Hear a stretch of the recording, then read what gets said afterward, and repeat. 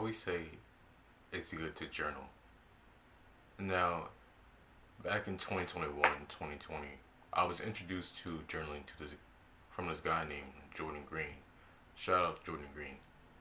Now, I used to write down a lot of the things that used to bother me back, whether I was in school, whether I was in at work, or whether I was just confused on what to do on my next path. It was always good for me to write down how I was feeling, write down the answers to the why questions. Why am I angry? Why am I annoyed? Why can't I get past a certain point in my career or in my relationships, or stuff like that. And as I progressed through my journaling years, on and off, because the last 2 years I haven't been journaling as much as I was before. I do notice that sometimes doing video journals actually does help a lot. Now, whether I upload this on YouTube on my self-improvement channel or I just keep it for myself, it's an interesting thing to see the progress of my mental development and it's just good to see how different I thought of a certain situation from a few years ago to currently now, and then comparing this moment now to a moment that I might have in 3 years in the near future.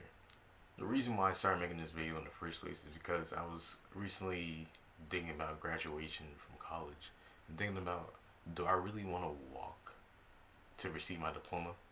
Like, there's a university commencement, and then there's a school convocation. I believe that's how you pronounce it. Or it's like I guess it's just like me walking in the school that my major's in. So the School of Art and Sciences at Rutgers University has their own commencement walk thing. And it's like, what's the point of walking for two things? Personally, I had to ask myself, do I really want to walk because I'm doing it for family or friends, for my parents, or am I doing it for myself? But then I started to think about, what would be the value? What's the value to walking? I already know I completed all the stuff that I need to do to get the diploma. I did 120 credits. I did 120 credits. I did the work. There's no need to really walk. But yet, some things within me is wondering, would I regret this later down the road? I guess I'm starting to compare it to my high school graduation walk. Then I also started to compare it to prom. The fact that I didn't go to prom, but then again, I could care less about going to prom. The reason why I asked myself what is the value of walking is because I thought about this question when I was trying to fill out the online degree application. I think that's what it is. On Rutgers, you had to do this. You had to do this before you walk, whether it be for the university commencement or the SAS or whatever your school is in Rutgers University.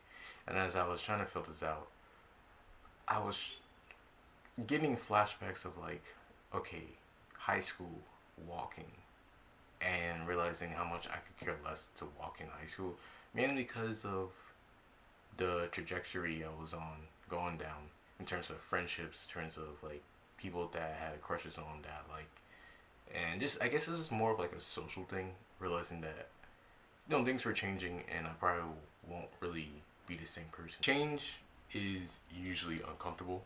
Change is very annoying as well. So when I feel this feeling, right, it's like a form of growth in a way. For me and maybe you, whoever's watching this, we're feeling this sense of, I'll say it's healthy anxiety. It's healthy anxiety because it's anxiety that's pushing you to do better, or it's anxiety that you feel because you know you're doing better. You know that change is on the way to become a better person, or you notice that there is chapters of your life ending, chapters in life that you were comfortable with because that was the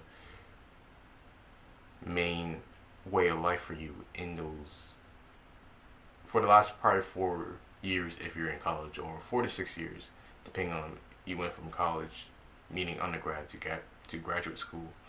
or you're someone who didn't go to school but you're deciding to do a career change, job switch, and you got so comfortable in the job setting that you were in your job that you're about to leave, but you know there's more for you.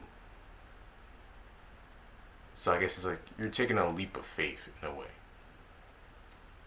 a leap of faith on your talents and skills. Now,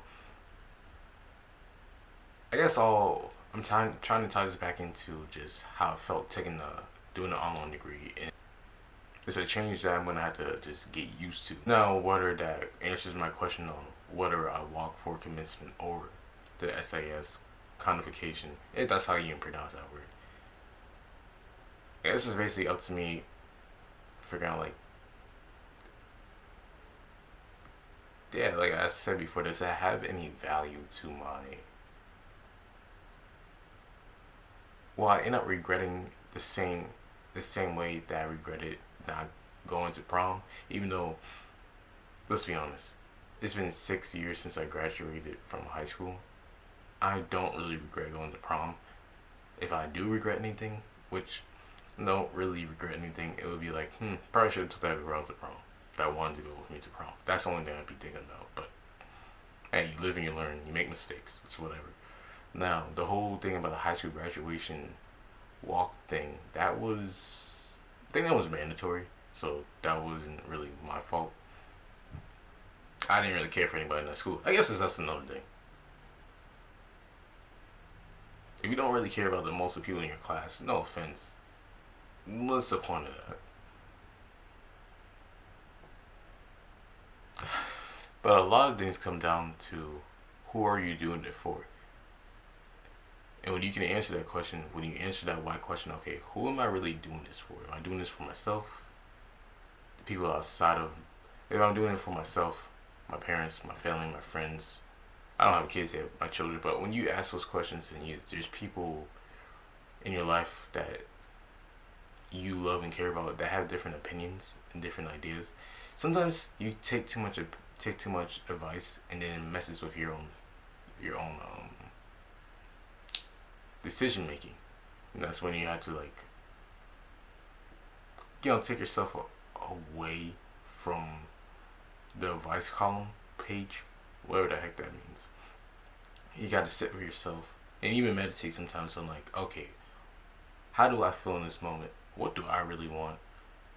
Like, I'm saying you gotta really know yourself and what you're comfortable with, but don't let comfort stop you from taking the necessary steps to get you where you need to be at or where you want to be at. Basically, it's really just a sign of like, is this step that I'm thinking about taking for growth purposes, or is this something that's gonna hinder me, stop me from actually developing into a more efficient person? Yeah, that's all I got for this video. I mean, I could